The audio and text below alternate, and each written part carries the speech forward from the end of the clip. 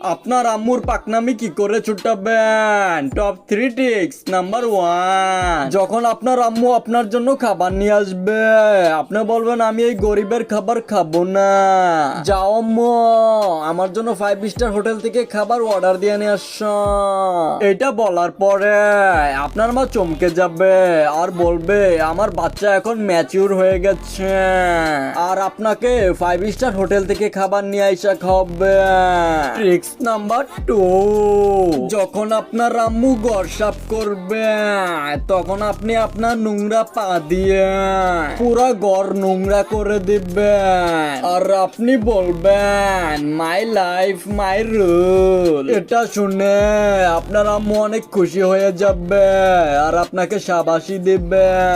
Tricks number 3, যখন আপনার আম্মু ফোনে আপনার খালার সাথে কথা বলবে, তখন আপনার আম্মুর কাছ থেকে ফোন কেড়ে নিয়ে বলবেন আমি এখন আমার গার্লফ্রেন্ডের সাথে কথা বলবো।